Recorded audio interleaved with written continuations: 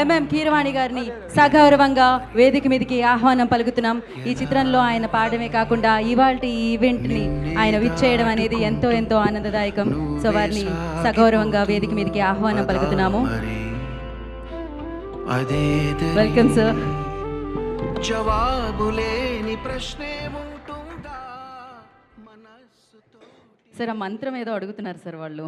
మాటల తర్వాత ఆ మంత్రం కూడా చెప్పండి please sir. Over to you sir. అందరికీ నమస్కారం అండి. అందరూ కొత్త వాళ్ళు, యంగ్ బ్లడ్, ఎంతూజాజంతో, ఉత్సాహంతో ఈ నిర్మించుకుని ఈ పండగ చేసుకుంటూ ఈ తీస్తున్న ఈ సినిమా శ్రీ చిదంబరం గారు చాలా సక్సెస్ సాధించాలని కోరుకుంటున్నాను. ఎవరైనా సరే, నేనైనా ఎవరైనా సరే, ఇండస్ట్రీలో ఎవరైనా సరే ఏదో ఒక రోజు ఇట్లాగే కొత్తగా వచ్చిన వాళ్ళమే.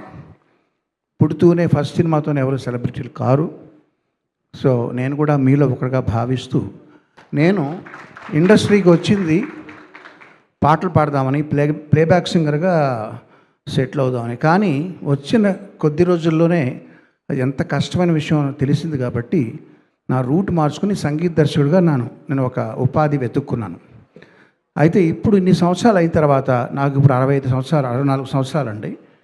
ఇప్పుడు ఏంటంటే సంగీత దర్శకత్వం ఉన్న ఉపాధి అయితే, బ్రెడ్ అండ్ బటర్ అయితే, పాటలు పాడడం అనేది హాబీగా పెట్టుకున్నాను. సో వచ్చిన ప్రతి పాట నేను పాడను, ఆ పాట నచ్చాలి. వీరు నన్ను అప్రోచ్ అయినప్పుడు అందులో మెలోడీ నచ్చింది, సాహిత్యం నచ్చింది, అన్నిటికంటే ఆ సినిమా తాలూకు థీమ్ నచ్చింది, ఆ క్యారెక్టరైజేషన్ చెప్పారు. సో అందుకు పాడడానికి ఒప్పుకొని పాడడం జరిగింది. ఈ మధ్య నేను చాలామందికి చెప్తున్న విషయం ఏంటంటే, మీకు నచ్చని, నా దగ్గరకు వచ్చే ఔత్సాహికులకి చెప్పేది, మీకు నచ్చనివి ఏంటని అడుగుతాను. నచ్చని పాటలు, నచ్చని విషయాలు నాకు చెప్పండి అంటాను.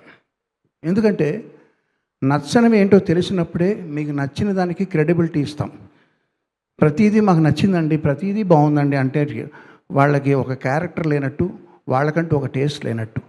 సో నచ్చనివి మనకి చెప్పేది ధైర్యంగా ఎవరంటే బిజినెస్ అసోసియేట్స్ కాదు, బయట వ్యక్తులు కాదు, ఇంట్లో ఫ్యామిలీ మెంబర్సే మనకి ముఖం మీద చెప్తారు, ఇది బాగోలేదు, ఇది బాగుంది అని చెప్పి. ఈ పాట రిలీజ్ అయిన 5 days 10 days అయిందా రిలీజ్ అయ్యి? 10 days రిలీజ్ అయిన మర్నాటి నుంచి రోజు మా చెల్లెలు పొద్దున్నే ఇది పెట్టుకుని సుప్రభాత నాకు అరగదీస్తుంటే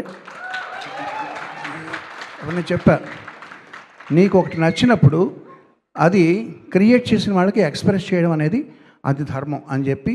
తనది సినిమా ఫీల్డ్ కాదండి, తనకు సంబంధం లేదు, ఎవరితోనూ సంబంధం లేకపోయినా వినయ్కి నేను ఆ కాల్ చేయించి తనతో ఆ విషయం చెప్పించాను.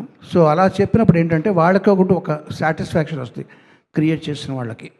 సో నేను చేసే పని అది ప్రతిసారి అది మా చెల్లెలతో చెప్పించాను. ఇక ఏముందంటే, నేను ఈ సినిమాలో చిన్న పాట పాడాను. I'm very happy for that and thank you for giving me this wonderful song. Ravi and Chandu, all the best to you. Vinay, all the best, all the team, all the best. ఇప్పుడు మంత్రం అడిగారు కదా, నవ్వేస్తూ బతికేసేయి, అదే సార్. Thank you. నేను ఒక recording నుంచి వచ్చానండి మిమ్మల్ని సపోర్ట్ చేయడానికి. నేను ప్రత్యేకంగా ఈ పాట నాకు నచ్చింది కాబట్టి ఇప్పుడు వచ్చాను నేను. సో మళ్ళీ నేను రికార్డింగ్ కంటిన్యూ చేయడానికి వెళ్ళాలి కాబట్టి క్షమించండి మధ్యలో వెళ్ళిపోతున్నందుకు. All the best dream and I'm happy for this. Thank you sir. ఒక ఫోటో కోసం మీరు వేదిక మీద అందరినీ పిలిచేస్తాను సార్ నేను. అండ్ అలాగే ఒక్క లైన్ మీరు హమ్ చేస్తే బాగుంటుంది సార్ ఖచ్చితంగా. Please please please sir. Yeah. వెళ్ళే దారిలోన ముళ్ళే రావు అంటే ఎలా మరి, ఎలా మరి, చమత్కారమిది చిన్ని జీవితము, ఆరాటాలతో పోరాటము,